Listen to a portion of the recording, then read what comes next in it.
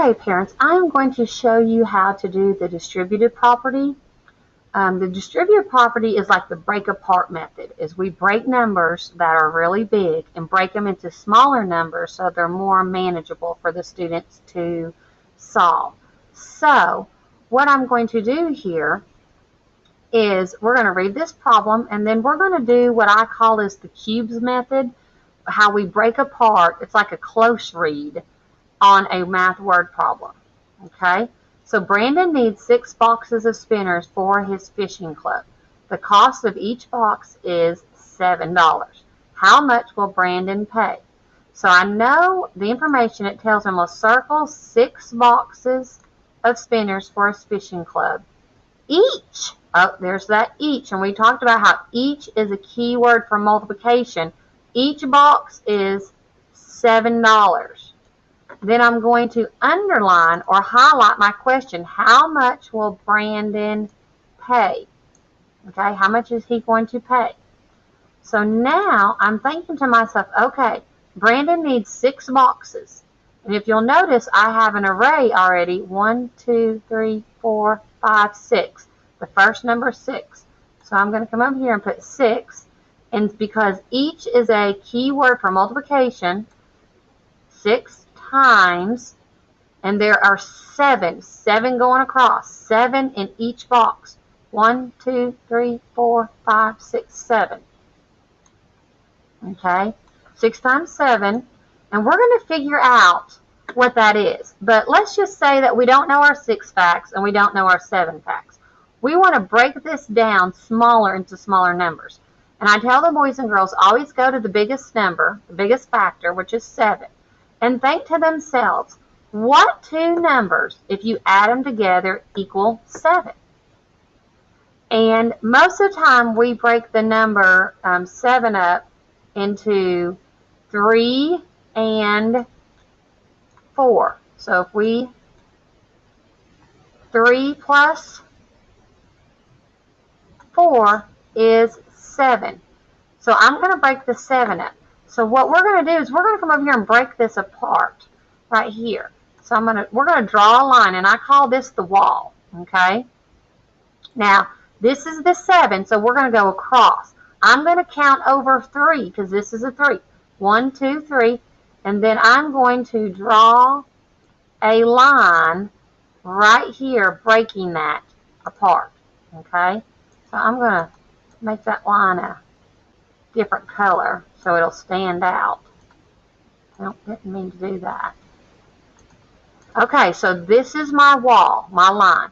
So now I'm going to put the factors, the multiplication problem for this array. So I'm going to always go down 1, 2, 3, 4, 5, 6. So I still have 6, and then I have 3 across. Okay, now let's do it on this side. And I'm going to, on this side of the wall, I have 4 going across. And then I still have 6 going down.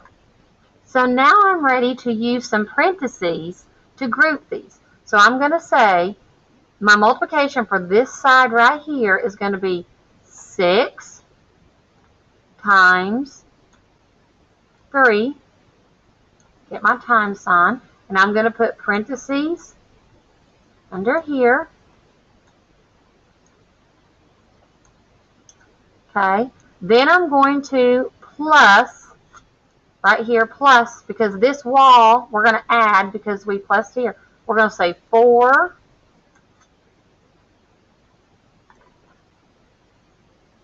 times, and again, 6, because that's what's on this side of the wall. Okay, so I'm going to put those in parentheses.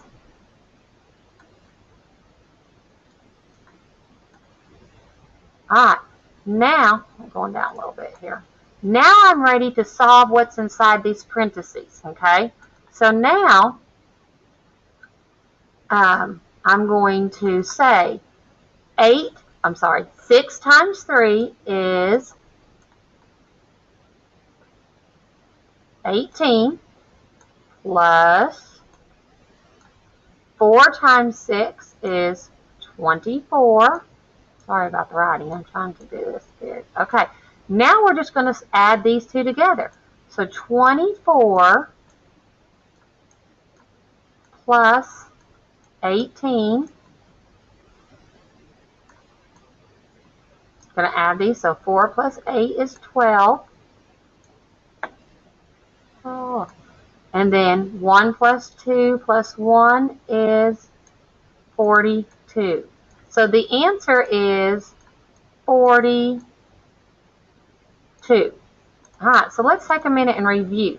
So the first thing I did is I broke my problem down. And this is what I want the children to do. I want them to do a close read.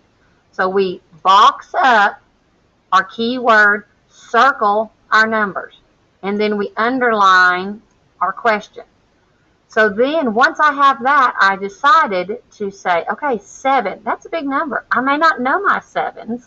I may not know my 6s. So what number do I want to break apart and make them smaller? I do know my 3s, and I can figure out my 4s. So when I do that, I come over here, and the reason I drew a line this way is because 7's going across, and that's the number that I broke up. So 1, 2, 3, draw a line. Then 1, 2, 3, 4, that's that. So now I have a multiplication problem on this side of the wall and a multiplication problem on this side. So I said 6 times 3. This wall, I'm going to add it because guess what? I added here, so I'm going to add these together, times 4 times 6. So you do what's in the parentheses first, and then you add them. So this is our distributive property. So this is what the property that was when we break numbers into smaller pieces that will help the students when working with larger multiplication factors to break it apart and make it smaller. I hope this video has helped you.